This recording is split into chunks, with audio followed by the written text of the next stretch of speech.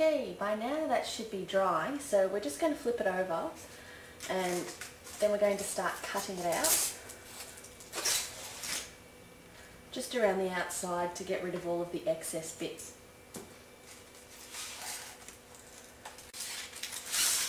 Now it's probably best if you don't keep it too close to the edge of the cardboard, because then you'll be able to just fold it back a little bit. It gives it a little bit more of a loop around the cardboard so it will stick a bit better.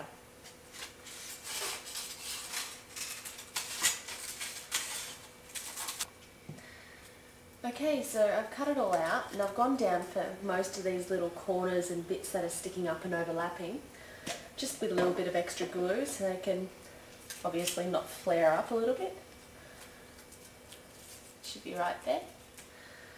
Now that that's done, there are other things that you can do to make it a little bit shinier or stick a little bit better. Some things you can do are use spray lacquer, spray glue even, if you can find it. It's a bit hard to find. What I'm using, you're going to laugh, just hairspray. Okay, this is the extra strong hold. It actually gives it a better shine. So just do it over lightly, just make sure you cover each of the areas. You're going to have to wipe down the table later, of course. Now, it's just going to set a bit like that.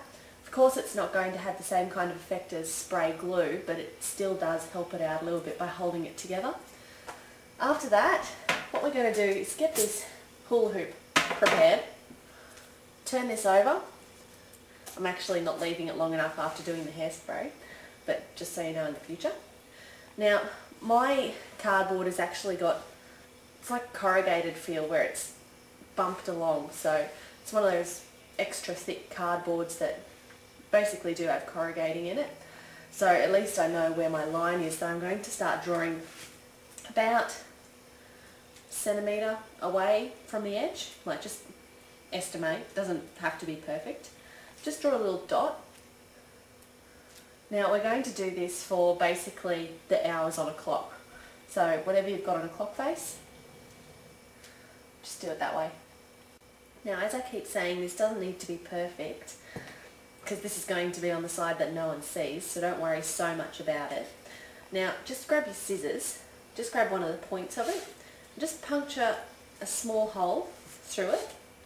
Now, of course, this is why it needs to be completely dry, because if not, it will rip and will not turn out as well. So don't just do the glue and glue on the pieces of cardboard together and don't glue on the alfoil until it's completely dry. So that's just a warning to everyone out there.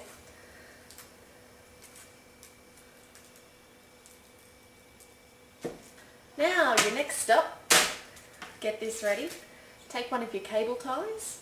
Now you probably can't see this too well, but it has actually got a little box here basically that the end of it goes through and it locks together. What we're going to do is basically just loop it through, with looping it through the alfoil cardboard as well as around the hula hoops. That's going to keep it together.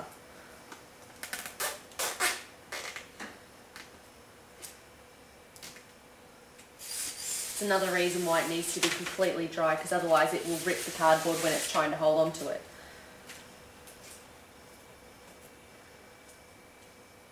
Don't do it too tight on your first one, because otherwise it's just going to pull too far and it won't actually loop properly.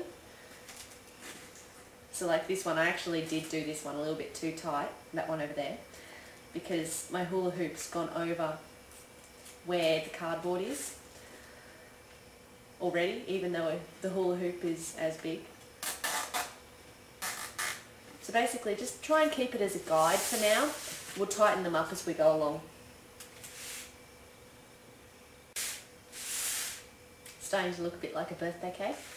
Now, the reason why I'm actually putting the tip of this cable tie in through the hole first is so that it can actually, you can bend back if you need to, like it, as if it's a picture frame basically. So otherwise it would be sticking out and be in the way quite a bit. So try and keep it so that the end of the cable tie is going in up through the hole first, and then you can put the lock through over the top of that. All of the cable ties are on. Just go through and just tighten them bit by bit, trying not to rip any of the cardboard or pull it too tight, because it'll make the cardboard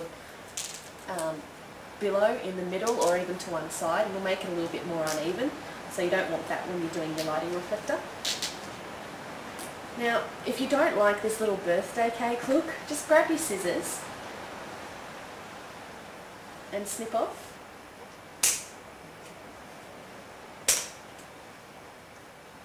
Now, because they're already locked, they won't slide back, so don't worry how close. Just try and keep a few millimetres from the little lock box from where you're snipping.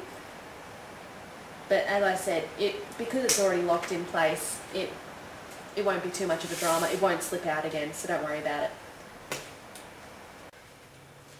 Okay, so everything's been finished off, cut down. The best thing about this kind of reflector is that if you want to hang it up somewhere, or if you want to hang it onto something else, where, like, if you hang it onto a chair or even like coat rack, something similar, to give it a bit of height or to change angles, all you need to do is get a couple of extra cable ties and loop them around just the hula hoop. You don't need to make any extra dents in it. Just wrap it around the hula hoop and there you go. So, perfect little light reflector. This is how it finishes.